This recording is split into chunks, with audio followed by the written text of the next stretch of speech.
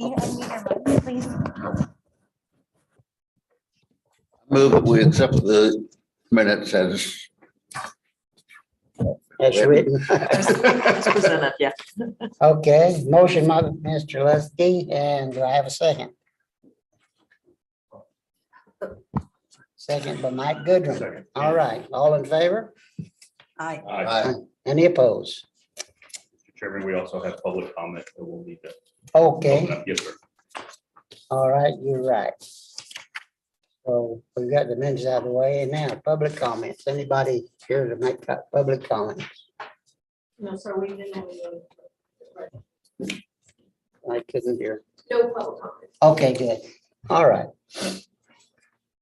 So we've got the minutes out of the way. We've got public comments, none. And then I guess we're going to be subject to the city attorney teaching us about ethics. Yes, so this is my favorite thing to do every year. I'm so excited. And if you paid attention last year, this is great because it's the exact same presentation as last year because I love the game of Monopoly. So because it's an ethics presentation, I always have my legalese disclaimer. Any images I use belong to Hasbro, not mine. Okay, so you're gonna ask yourself every time you think ethics, two questions. What am I supposed to do? What happens if I don't? So 2 chapters in the local government code, 171, 176. These are the rules that kind of guide you. So we're going to do 171 first. This is a regulation of conflicts of interest. So what are you prohibited from doing? You're prohibited from failing to file with the city secretary's office a conflict of interest affidavit. When you have a substantial interest, there you go. What's a substantial interest? Well, substantial interest in a business entity is when you, your spouse, your children, or your parents owns 10% or more of the voting stock in that business entity, 15,000 or more of the fair market value of that entity, or your paycheck is 10% or more from that company. Substantial interest in real property is the $2,500. So if you, your spouse, your child, or your parent owns $2,500 or more in real property, you have a substantial interest, you need to file a conflict of interest statement with the city secretary. And what happens if you don't? Oh, I'm sorry. Oh, you have to also abstain from participation, discussion, and a vote in the matter, and you need to file it prior to the item on the agenda. So the agenda comes out, you see it, you go, uh-oh, I have a substantial interest, call the secretary's office, email your form, you fill that, email it back. And if you don't comply, Class A misdemeanor, a fine up to $4,000, confinement in jail for up to 1 year, and if the district attorney's office is having a really bad day, it could be both. So the other chapter you need to worry about is chapter 176. This is where you get to brag. So when you get certain business relationships, like it's your cousin, your aunt, your uncle, your child works for this company, you get to tell us all about that. And if they give you some gifts, you get to tell us all about that too. So when you're related by second or third degree, or when you receive income of $2,500 or more during a rolling 12 months, that's 12 months, you take the date of the agenda item and you go back 12 months. And when do you have to disclose gifts? When the cumulative value from that vendor reaches $100. So whether the gift is lodging, transportation, entertainment. Gifts are food if the vendor is not sitting there with you. So if you get this little fruit basket or those really pretty little flowery looking fruit displays, I don't get these, I don't know, because nobody wants to bribe the attorney. But if you get that, you have to brag about it once it reaches $100. So if you keep a little track, you hit 99, happy eating, it's no big deal. Now, if the vendor is actually present at the table with you or at the event with you, and you're close enough to have a conversation, go ahead and order that second drink, get the dessert. It's not a problem. You don't have to brag about it. And if you don't want to comply, guess what?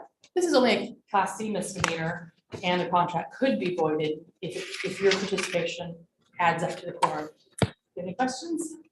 I went real fast, but I know you're ethical people. You got this under control. The only question is, I guess I know it wasn't important enough for anybody trying to bribe me. I'm so sorry. I was working on that. I will put that on my next campaign shirt. Oh, campaign. Good luck for this. Thank you very much. Sure. Okay. We're moving right on. The budget.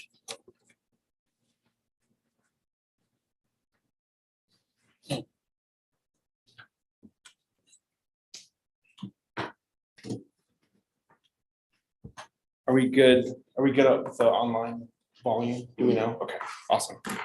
Okay, good morning. morning. I appreciate the opportunity to be here. I'm going to go over the projections for FY22, including an update to the incremental tax revenue, and then talk about FY23, both the revenues, the proposed budget. We'll review the city-sponsored events. I think Kimberly from Parks is online to review that with us. And then, because that's not exciting enough, then we need some action as far as the amending the budget to projections and then approving the FY23 budget. So we'll go through that. As far as the projections for FY22, we do have revenues have been decreased $188,000 due to revisions to the certified tax roll that came with supplement 11. And so in order to, so that $188,000 reduction, in order to make sure that net income stayed positive, we reduced the assignment to the SLDC by $200,000 in order to make sure that we stayed positive. This is what that incremental tax revenue looks like for FY22 based on supplement 11. Essentially, there's a reduction of roughly $20 million based on those assignments. Just a reminder that we use the city's tax roll for the city and lid 2 assignments, and we use the counties for the county portion because our homestead exemptions are different, as well as the abatements and other exemptions. So for the FY22 budget, this is what a snapshot in terms of the revenue. What when I said $188,000 reduction, that's what it looks like by each of those parties, the city, the county, and then lid number 2. For FY23, this is what the incremental tax revenues look like. Again, a reminder that we use the city's exemption is 13% for the 2022 tax rate. The county's is at 20%. And then the over 65 and disabled exemptions, the city is at $70,000, the county is at $100,000. But you can see where the revenues are based on these incremental values for 23. Any questions about that? No. And just a reminder that these numbers are subject to change based on any changes in the tax roll or certified information that comes from the CAD. So as far as the proposed budget, I'm just going to touch briefly on each of these categories. It's a total of $2.5 million. There's support services in there of $25,000 that's used to support the various materials, facility, and personnel support within the zone. This may include administration, financial, and legal services. There's $250,000 to the town square for plaza events. There is $70,000 earmarked for plaza events through parks. And then the 2 assignments, first for SL4B is to reimburse for the debt that was issued to the Texas Garage. And then the SLDC assignment is to reimburse for the debt for the town square infrastructure. So then I'm going to let Kimberly take over and talk about the city-sponsored events. Kimberly, I'll advance the slides for you. Thank you. I appreciate you. Good morning. I am here to talk about our events for the FY22 and FY23 proposed. The TIRZ event contract was approved by the board in 2010, and then a council also in the end of 2010. This is automatically renewing, and this goes through the budget process annually. So the FY22 community events that we're going to talk about today are Christmas tree lighting, the Art of Wining and Dining, and Fall Fest. And then we'll talk about the FY23 event budget. Next slide, please. So these are our FY22 events. You can see how everything's broken out. As you saw from the last slide that Scott presented, we have 70,000 annually. If you recall, last year we carried over 20,000 because we had some shortage of staff and we're not able to execute the Fall Fest that year. So we advanced 20,000 to this year, and we were able to put on an additional event, the Art of Wining and Dining.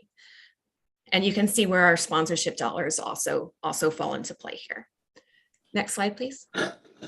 So Christmas tree lighting was held December 3rd, 2021. This was our, we skipped 2020 and did a virtual event. So this was our first coming back in-person event in 2021. We had about 8,000 people attend. This had our holiday themed activities, always our Santa's grand entrance. We had performers, entertainers. We lighted the 40-foot tree, had activity booths, and of course, this concluded with fireworks. Next slide, please. The Art of Wining and Dining was a curated event that had brunch dishes from local restaurants in Town Square. We also had a series of art competitions. We had some great live music, and we also invited some of our local handmade vendors to the event. Next slide, please. Sugarland Fall Fest. This is going to happen September 24th. This is our first in-person Fall Fest. We did it virtually in 2020. We're going to have This really kicks off fall. You may think, September 24th, it's still kind of hot, but it is officially fall, I promise, on September 24th. We have fall themed games, pumpkin patch. We have a virtual scavenger hunt that will be happening 2 weeks leading up to the event and will end the day of the event. We did this as part of our virtual event in 2020 and was highly successful. So we're bringing this back for our in-person event as well. We have a lot of entertainment and music. We're also inviting back our local handmade artisans, and we will have a corn maze and some other activities. Next slide, please. So for FY23, here are our two events for the $70,000. We have Christmas tree lighting, which will happen in December, of course, and then our Sugarland Fall Fest for FY23. And you can see how our projected sponsorships tie into that. Next slide, please. So Christmas tree lighting, we have a date. Mark your calendars, Friday, December 2nd, from 5 to 8 p.m. And we have not yet set a date for the 2023 Fall Fest. Next slide. Okay. Any questions for Kimberly on those things? Okay, perfect. Thanks, Kimberly. Thank you. Here's a snapshot of the FY23 proposed budget based on the revenues that we talked about on the tax revenue slide, and then the expenditures that I outlined for FY23. So in net income of $24,000 with an ending fund balance of just over $100,000. So our requested action is to amend the FY22 budget to projections and then approve the FY23 proposed budget. Any questions or things I can clarify prior to that action? Okay. You need a motion?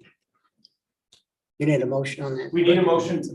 It seems like last year I remember we had to do two separate motions. Meredith, is that right? Or You adopted the projections and you adopted the budget. correct.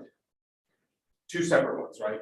Okay, so first to amend the FY22 budget to projections. Okay, so we have a motion. So moved. Motion by Mr. Goodrum, second. Second. Mr. Bogard, all right, all in favor? Aye. Any opposed? Okay. Now it's done. And then approve the 23 proposed budget. Okay, I have a motion for that. So moved. So moved from Mr. Lusky, Second. second from Ms. Richard. All in favor? Aye. Any opposed? Okay, so be it. Thank you. Thank you. I'll get through all.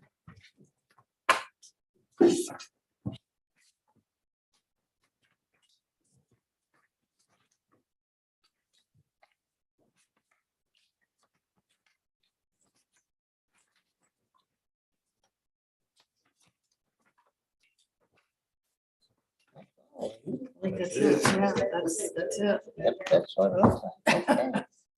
Anybody have anything else they want to discuss before we dismiss? Sure. It's a happy bunch. We need a motion. Do I I'll have- motion to adjourn. Got a motion to adjourn, second? All right, so be it. We're now adjourned. Thank you for coming. Nice visit with Gabe and Cora. Yeah, Corey.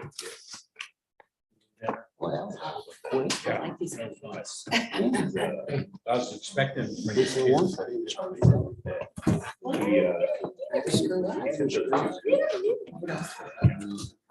they put it- Mike, turn off your mic, please. If you're still- Okay.